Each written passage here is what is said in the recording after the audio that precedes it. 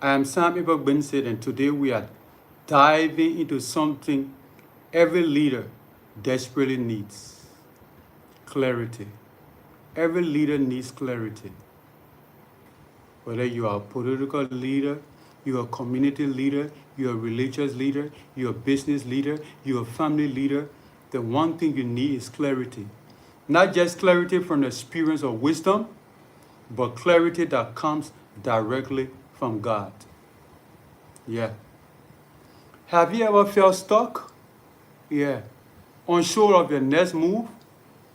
Or overwhelmed by too many voices? Everybody think they got opinion. Everybody got the best version of what you're supposed to be doing and what you're not supposed to be doing. You are not alone.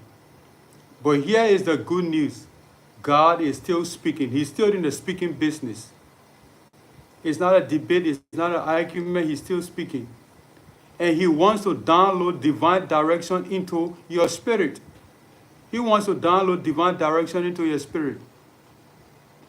Today's teaching is called Prophetic Vision, how God downloads clarity for leaders. Prophetic Vision, how God downloads clarity for leaders. Get ready. This isn't theory. This is strategy. Let's go. Yeah.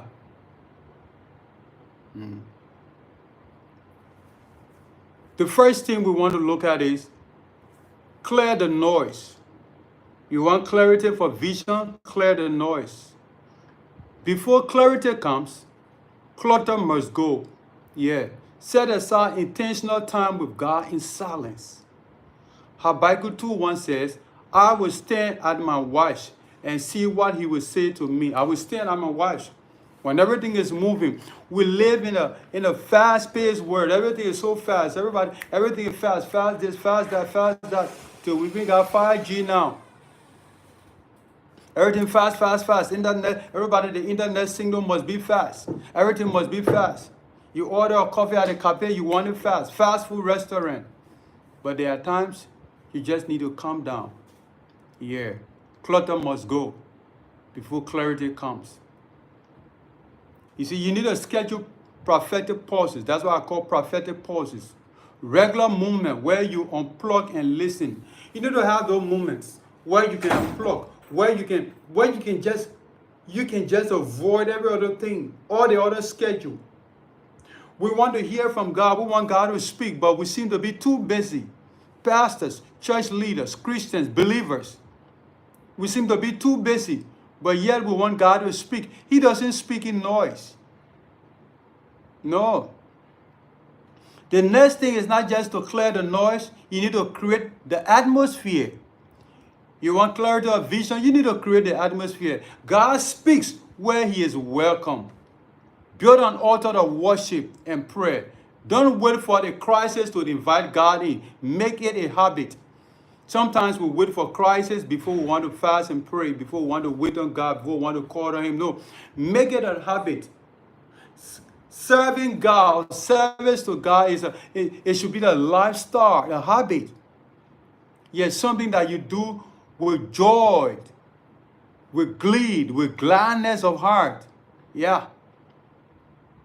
In Psalm 22 verse 3 it says, God inhabits the praises of his people. Get out that moment. You just have that moment every day where you just 10 minutes, 15 minutes, 20 minutes, 30 minutes, 1 hour, 2 hours, where you just sit quietly. Listen to the voice of nature. Hear God speak through the calm. Yeah.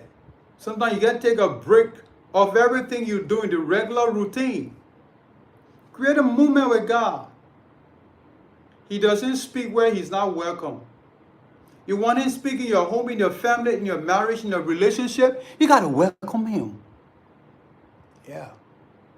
Your family going through a crisis, you're going through sickness and disease, you got to welcome him in. Things not working, you feel that walking away from the marriage and the relationship, you've not invited God in. You are in an institution that was established by him. The next thing is to capture the vision. What God shows you must be written. Habakkuk 2:2 says, write the vision, make it plain. Write it down. It brings focus.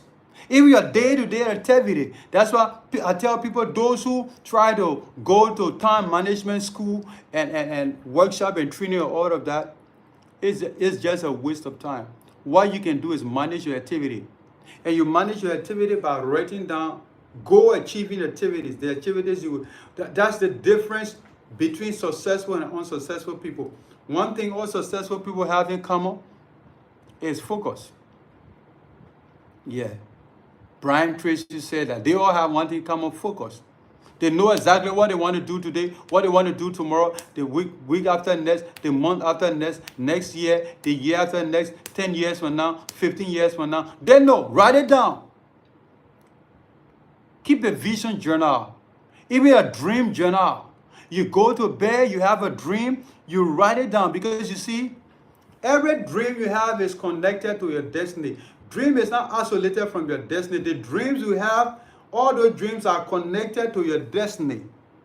That's why you need to have a dream journal. When you dream dreams that don't look good, you pray against the unauthorized personnel that were able to intrude into your dream realm. You prayed against that. Yeah. But you need to write down your dreams, your impressions, scriptures. We call them up. Sometimes you sit in down. Most of the things I do, that's how it happens. It just come by impression. That's why I always got my technology. I made it easy. I got my notepad. I got several of them here. My notepad. I got several of those things here. And besides those, I got my iPad, my phone, and different stuff. All the books. Yeah. I just write stuff. I write stuff. When I'm impressed, and the impression come upon my heart, I write it down. Confirm the word. Every divine download must be tested. Align it with the word. And seek mature counsel when needed. 1 John 4:1 says, remind us. You know what it said? It reminds us to test every spirit.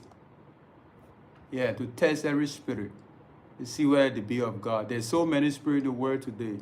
So many lies, so many deceits, so many corrupt spirits hiding behind religion, because they know humanity love ain't no religious activity. On the outside look religious, but within is deceptive. You should have the courage to act. Clarity without obedience is spiritual procrastination. Once God speaks, move. In Joshua 1, what did it say? It said, be strong and courageous, for the Lord our God is with us wherever we go. He called Abraham in Genesis chapter 12. That's the hardest thing he'd ever have to do. A journey without destination. The hardest part of any journey is the destination. Where you are doesn't matter. You're already there. If I'm leaving my office here, I want to go to a place, but God calls Abraham. Abraham, let's put that in our contemporary society. I want you to go for this very important meeting and represent me there. You must be on your way now. You must leave everything and go. Bye. He said, to the land that I will show you. You should have the courage to be obedient. The blessing is in the obedience. The blessing is in the obedience. That's why I say obedience is better than sacrifice. Clarity without obedience is spiritual procrastination. Once God speaks, move. Be strong, be courageous, for the Lord our God is with us wherever we go. God doesn't want to confuse you. He wants to lead you. Prophetic clarity is your leadership advantage. Yeah, it's your leadership advantage. So clear the noise, create an atmosphere, capture what he's saying, confirm it, and then walk in obedience. You can trace him. I learned to say, just trust him. That's how prophetic leaders stay sharp and relevant. There's a call to action. Wherever you are as a leader, I'm speaking to you. If this bless you, like, comment, share this video. Subscribe to Order and Throne on YouTube for more teaching. Follow me on Instagram at Binsay, GBINSAY. And on X at XABinsay, GBINSAY. And hey, tag someone who needs prophetic clarity right now. Until next time, stay sharp, stay surrendered, and lead with vision and clarity. God bless you. Have a blessed and wonderful day.